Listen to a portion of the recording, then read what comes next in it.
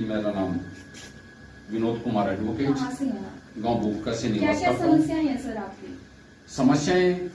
गांव की सार्वजनिक संपत्ति का दुरुपयोग, जी लगातार दुरुपयोग चलने से है। गांव भूपका में पूर्व पंचायत जी जो फरवरी 2016 में जिस पंचायत का गठन हुआ था और जिस पंचायत की अध्यक्षता सरपंच सुनील कुमार के द्वारा की गई, लगातार 5 साल फरवरी 2021 तक,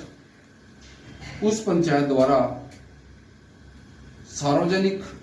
इनकम, गांव की जो अपनी पर्सनल कमाई है, जो गांव की पंचायती जमीन है, वहां से प्रति वर्ष लाखों रुपए की कमाई, पूरे 5 साल में करीब 1 करोड़ की कमाई, प्लस सरकार की तरफ से मिले करोड़ों रुपए के ग्रांट्स का दुरुपयोग गांव भूपका में बेखौफ बड़े बुरे तरीके से किया गया, जिसमें इस पंचायत ने रिकॉर्ड के अंदर सरकार से मिली पूरी लाख करोड़ों रुपए की ग्रांट को, गांव की करोड़ों रुपए की कमाई को रिकॉर्ड में इस्तेमाल दिखाया गया कि हमने ये काम कर दिया, हमने ये काम कर दिया, हमने ये काम किया गांव के अंदर। लेकिन जमीनी स्तर पे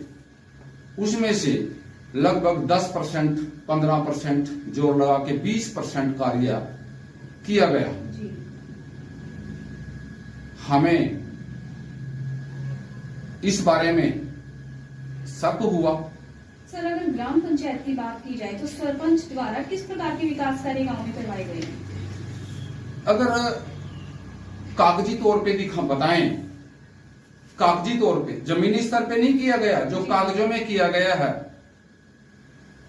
गांव के अंदर जितनी SCBC चौपाले हैं सभी के ऊपर लाखों रुपए का रंग रोगन, सभी के अंदर लाखों रुपए की बिजली फिटिंग, गांव के अंदर लाखों रुपए की ब्लॉक ईंट्स का प्रयोग,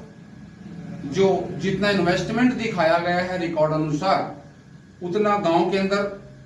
प्रशासन कम से कम दिखाए तो कि हमने इतना खर्च करके ये गांव में इतनी ब्लॉक ईंट्स लगाई हैं, यहां लगाई हैं। अगर उनसे इस बारे में पूछा गया, कंप्लेंट्स की गई इनके खिलाफ, RTI से उसके बारे में जवाब मांगा गया, तो ये लगातार उन ग्रामवासियों को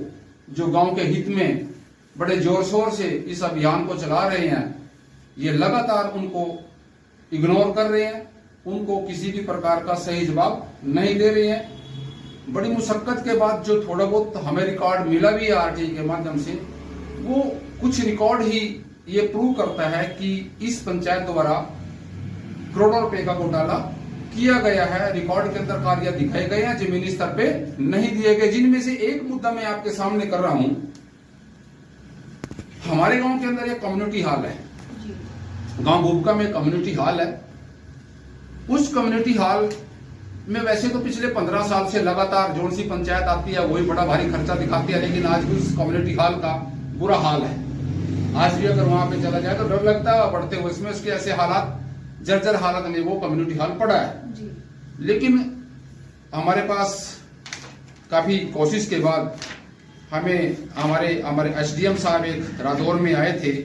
डॉक्टर इंद्रजीत सिंह जी, उनके माध्यम से खैर हमारे को रिकॉर्ड का अवलोकन करने का मौका मिला। तो उस रिकॉर्ड के अवलोकन दौरान अगर मैं बात करूं तो हमें एक बिल मिला, बिल नंबर 1015, बिल नंबर 1015 के द्वारा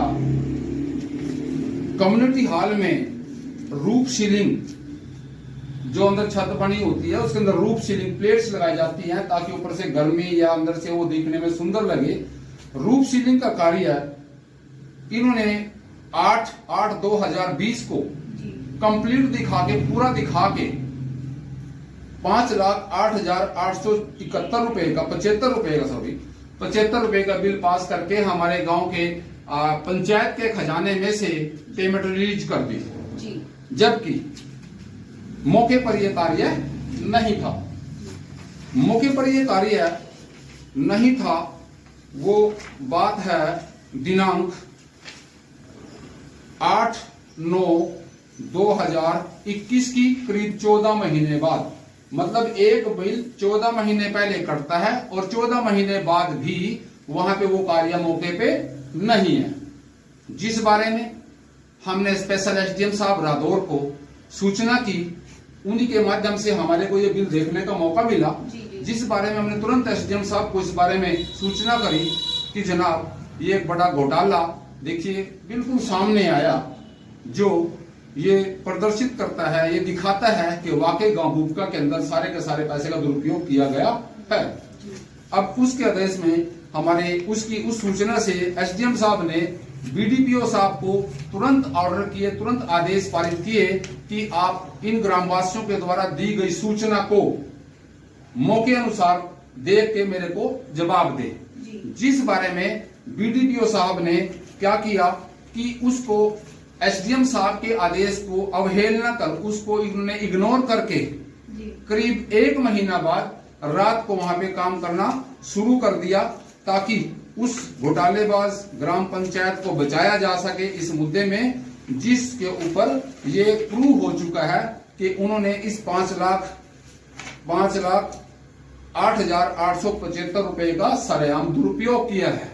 मतलब ये है कि बीडीपीओ साहब ने मौके अनुसार वहां का मौका देख के एसडीओ साहब को बताना चाहिए था कि वाकई मौके पे काम नहीं है, लेकिन उन्होंने उस पंचायत को बचाने के लिए वहां पे काम लगवा दिया। हमने तुरंत मौके पे जाके उन व्यक्तियों को पकड़ लिया, उनकी वीडियोज बनाई, उनका मौके के ऊपर अवलोकन किया जो वहां पे मजदूर लगे हुए थे, जिसको लेके आगे कार्रवाई चली। एसडीएम के बाद ये मुद्दा डीडीपीओ साहब के पास आ गया, लेकिन डीडीपीओ साहब के पास शिकायतकर्ताओं ने मौके की वीडियोज, मौके के स्नैप्स की 13 महीने बाद एसडीएम साहब ने मौके का अवलोकन करने के लिए बीडीपीओ साहब को आदेश किए थे, लेकिन बीडीपीओ साहब ने एसडीएम साहब के आदेश की अवहेलना कर उसको वहां पे काम करवाया है, इस घोटाले को दबाने की कोशिश की है। इस बारे में हमने डीडीपीओ साहब को जो शिकायत दी, तो उसके बाद हमारे को बड़े दुख की बात है कि डीडीपीओ साहब ने भी उन्हीं व्यक्तियों को बचाने की कोशिश की जिन व्यक्तियों ने वहां पे हमारे गांव के इस सार्वजनिक संपत्ति का दुरुपयोग किया, सार्वजनिक पैसे का दुरुपयोग किया। डीडीपीओ साहब ने भी उसके बाद दोनों पक्षों से वहां पर मौके का मतलब दोनों पक्षों से उन्होंने एविडेंस मांगे, दोनों पक्षों से उन्होंने अपने अपनी सफाई मांगी, जिसमें शिकायतकर्ताओं ने मौके की वीडियोज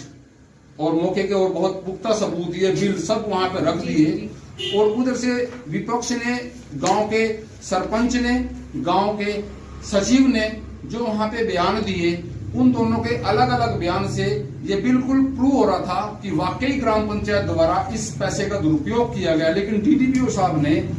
इन लोगों के खिलाफ कार्रवाई करने की बजाय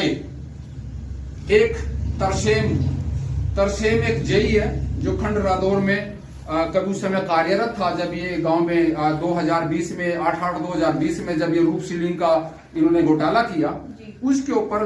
कतार रख के उस अकेले व्यक्ति को उन्होंने टारगेट बना के उस व्यक्ति के ऊपर इन्होंने स्पेशल एक रिपोर्ट तैयार करके director general of panchayat Haryana को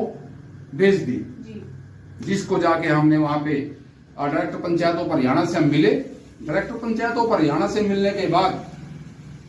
उन्होंने इस घोटाले की दोबारा जांच के लिए इसको वापसी हमारा डीसी साहब यमुनानगर को ऑर्डर को डिस्ट्रिक्ट स्तर पे जो 5 सदस्यों की एक जांच एजेंसी बनाई गई है, स्पेशल लगभग सभी डिस्ट्रिक्ट के अंदर बनाई गई है, उसी प्रकार डिस्ट्रिक्ट यमुनानगर में भी एक 5 सदस्यीय जांच एजेंसी बनाई गई है, जिनके अध्यक्ष हमारे एडीसी साहब हैं। तो एडीसी साहब के पास हमारी ये जांच प्रक्रिया गई, लेकिन एडीसी साहब के पास जाने के बाद अब लगातार हम इस बारे में जो हमने पहले वहां पे इसकी जो पॉइंट्स हमने दिए थे, जो हमने वहां पे इनके एविडेंस पेश किए थे डीडीपीओ साहब के सामने, बिल्कुल वही सब के सब एविडेंस हमने एडीसी साहब को भी हमने पेश किए। लेकिन एडीसी साहब ने हमारे को इसकी जांच के लिए सबसे पहले तो इन्होंने हमारे को बुलाया 22/3/2022 को,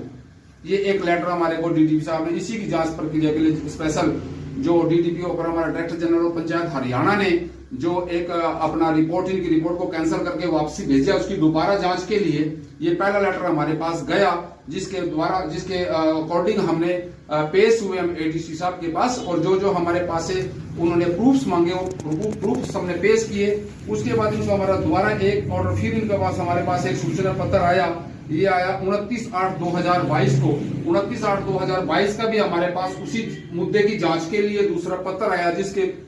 द्वारा भी हम, जिसको लेके भी हम वहां पे पेश हुए हैं एडीसी साहब के पास। लेकिन एडीसी साहब के पास हम लगातार इस मुद्दे बारे पेश हो रहे हैं, लेकिन कहीं ना कहीं हमारी ये 5 सदस्यीय जांच समिति कमेटी हमारी इस जांच को जानबूझ के डिले कर रही है, क्योंकि इसके अंदर पंचायत के अधिकारी, वो पंचायत अधिकारी फंसते हैं जिन्होंने हमारे गांव बूबका के इस सार्वजनिक संपत्ति का दुरुपयोग किया है। मेरी इस वीडियो के माध्यम से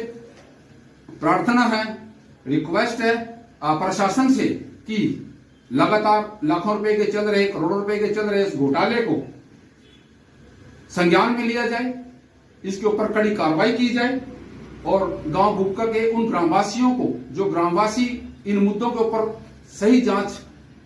चाह रहे हैं, और इस जांच को लेके इनके पास जो रिकवरी बैठती है, वो रिकवरी लेके गांव के विकास के लिए इसको गांव बूबका का जो पंचायती जो राजस्व है उसके अंदर इसको जमा कराया जाए, ताकि आगे गांव नई जो पंचायतें आई हैं वो इस पैसे से गांव का विकास कर सके। सर, हरियाणा के ईमानदार मुख्यमंत्री से क्या अपील करना चाहते हैं? हरियाणा के ईमानदार मुख्यमंत्री श्रीमान मनोहर लाल खट्टर जी से मैं निवेदन करना चाहता हूं कि हमें इस बात की बड़ी खुशी है कि हमारे मुख्यमंत्री जी हर गांव के, हर शहर के विकास के लिए वाकई करोड़ों रुपया देते हैं सभी पंचायतों को, सभी नगर पालिकाओं को। लेकिन इस बात का मैं संदेश देना चाहूंगा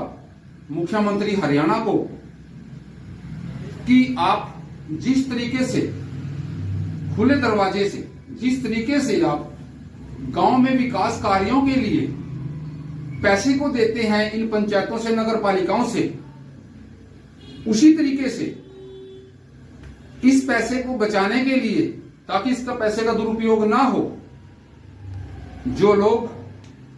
किसी भी गांव के या शहर के प्रशासन को शिकायत करते हैं, उन व्यक्तियों को बहुत जल्दी कार्रवाई में, उनके द्वारा दी गई शिकायतों को तुरंत कार्रवाई में लेकर इस पैसे को बचाने के लिए अधिकारियों के ऊपर कड़ी कानूनी कार्रवाई करनी चाहिए, ताकि सरकार बदनाम ना हो, और निचले स्तर पे जो अधिकारी उस पैसे का दुरुपयोग करते हैं उनके चुंगल से ये पैसा बचा के गांव का और शहरों का विकास हो।